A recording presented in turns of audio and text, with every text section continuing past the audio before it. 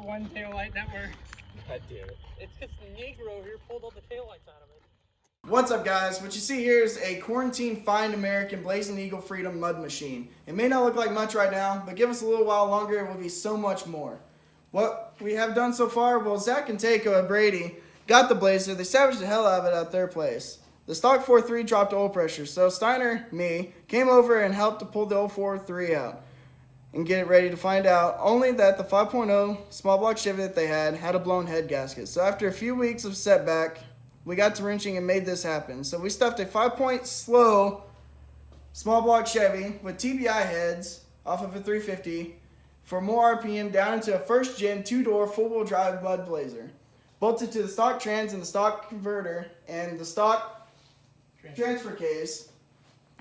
And after spray painting a badass Freedom livery on it, this is what you guys see here. Hell yeah, brother. Alright guys, so here's the story on this fine piece of machinery that we picked up here. Me and Brady, we picked up an old 79 Ford F350 off of his grandpa's farm that got caught in a trash fire. And I had intentions to fix it, but I decided to post it. I was kind of desperate to just get rid of it, get off the property. I needed a little bit of cash.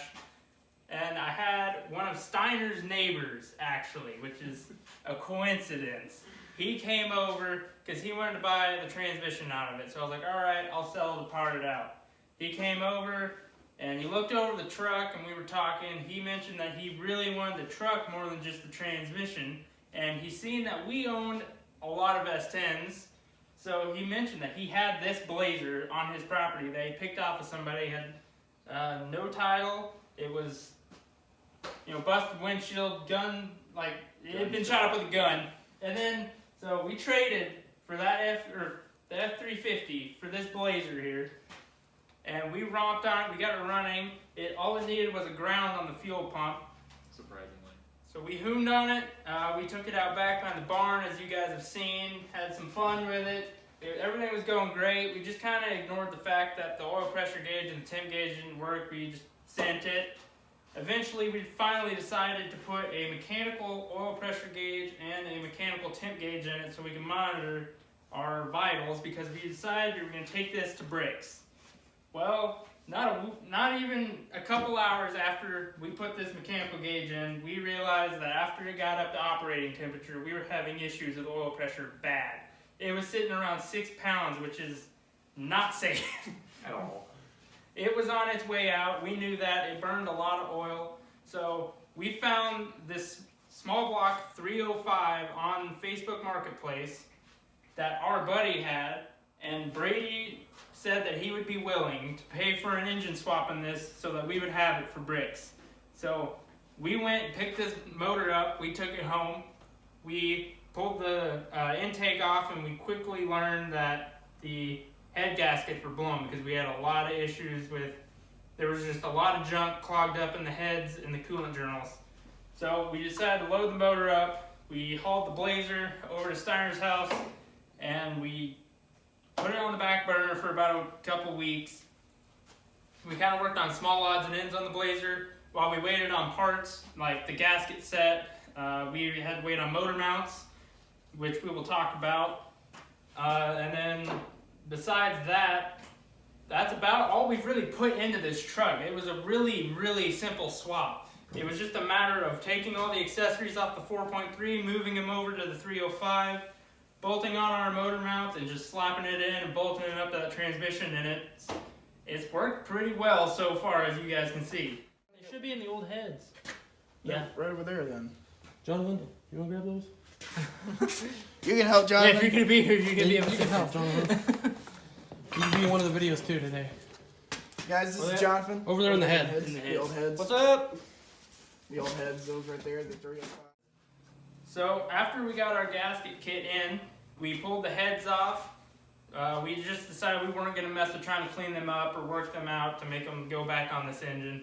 Steiner had a set of heads off of a 350 off of his blue long bed, and he decided to donate those to us. We got brand new valve seals in it, valve guide seals, and then we have now new head gaskets, new intake gaskets, We were gonna try to replace the front main seal on this block, but we could not get this front, the harmonic balancer off. So it's just got basically a new top-end kit, top-end gasket set. And that's basically all we really need it for. Besides motor mounts, there's not a whole lot you gotta do to make this motor fit. We had to modify our oil pan, which we just cut the 4.3 pan and the 305 pan.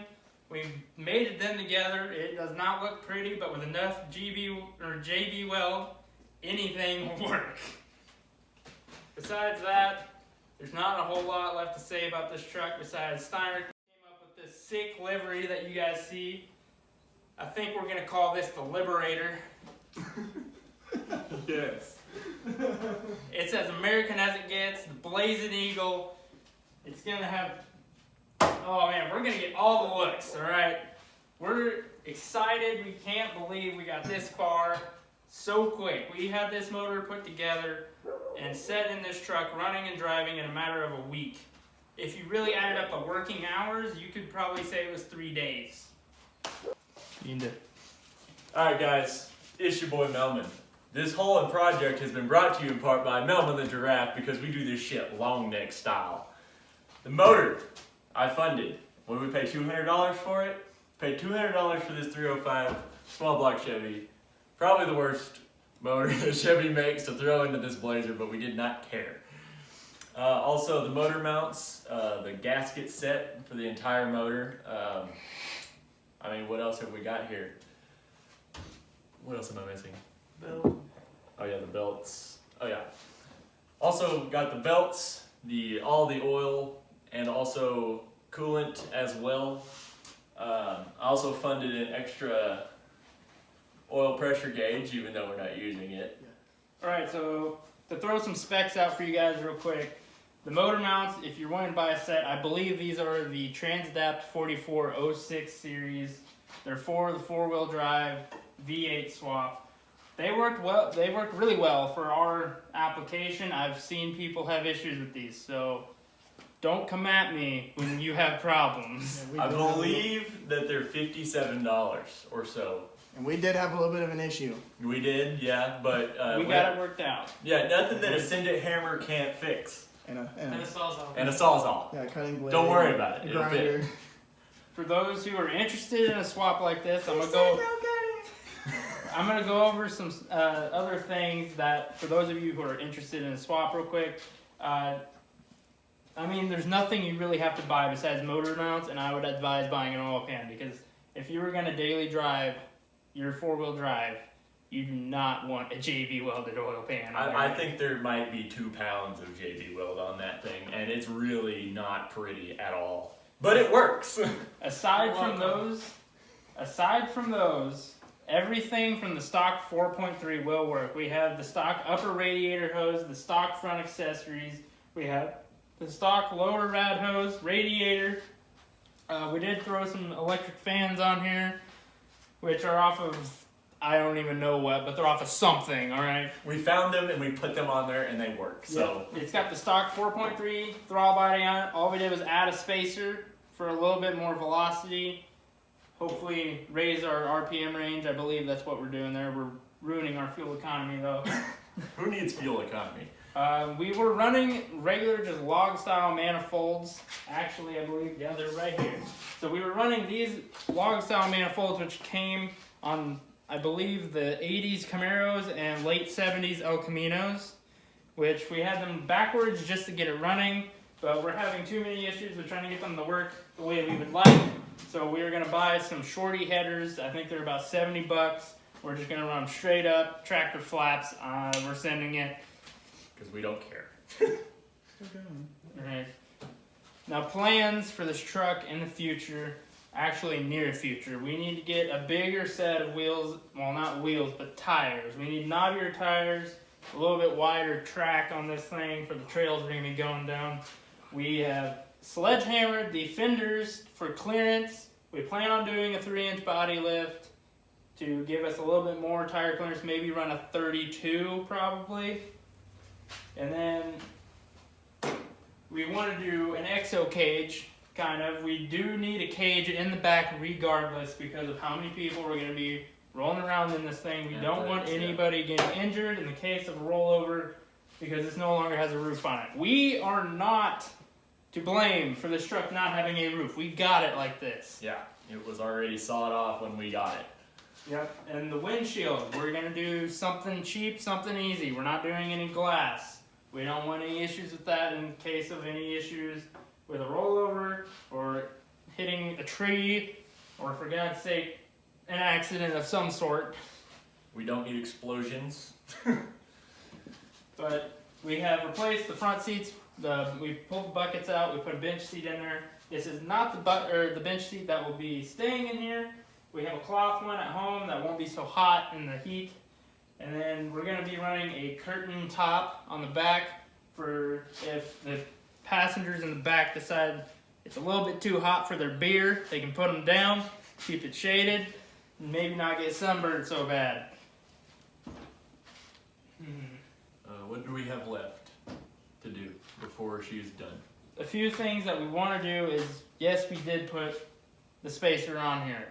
We are going to try and tune this motor to work with it, but if we cannot get this spacer to work with everything, we will be pulling it off so that we can get everything set where it needs to be and get it running right, because we're going to be climbing some steep hills. They're pretty damn vertical. And we're going to be going through some deep mud. So we want this thing to be in tip-top shape. We do have an oil leak at the moment, but we're going to address it. It's just the oil drain plug. We need to do another oil change on it real quick, and then we also plan to do a snorkel. We're going to be running, we got to figure out a top hat for it, but we're running a snorkel up because we do not want water in this engine at all. We RTV'd the ever-living hell out of this oil pan gasket because we do not want water in there. Aside from all these plans, things will just it's kind of a snowball effect. Things will keep happening as we move on. What we decide to do, we don't know, but as we get there, we'll know. We'll figure it out. We'll do something cool. This is one of those projects where there's really no F's to give, but at the same time, we are all very involved with this project. It's something that everybody can enjoy, and it's gonna make a lot of memories, that's for sure. Most definitely. Now, to go over some drivetrain specifications. We got 700 R4 with a NP 241C transfer case. It's a floor shift. I mean, it's kind of just bare essentials that we need. Once the transmission blows up, which probably won't take that long, we plan to put a Granny Low 4-speed with an NP 205 transfer case. And when we do that, it will be getting solid axle swapped. Or frame swap. Frame swap is also a possibility. One issue we have left to address, aside from a couple small things, the main one is with the 4-wheel drive right now. We have a broken CV axle. I have the replacement axle. We just got to get the old one pulled out, or what's left of it, and then replace that. And then we got to figure out how we're going to engage the differential, because it used to have a vacuum actuated diff actuator. I mean, self-explanatory. So we got to figure out how we can do that. We've looked into it. A lot of people use a choke cable. I think that's the route we're going to try to do. If not, then we'll do a little bit more research. I mean, we can get this figured out. We're intuitive, we're engineering, we got this. And we will be running no hood, that we can. For maximum cooling. Maximum cooling, there will be no hood. Other than that, that's basically all we have left, and I mean, just the bare essentials to get it done is our headers, which we will be ordering next week, and I believe we have to fix also our some of our wires off the distributor are broken and they don't quite plug into our spark plugs, so we'll have to replace those. But I mean, other than that, that's another part that we did buy. We Yep. bought new spark plugs. We got them in here.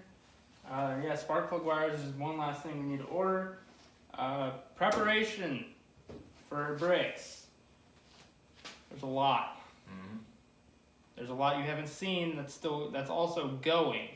That's to come in future videos. I'm getting there with that project. I'm waiting on rain to pass over.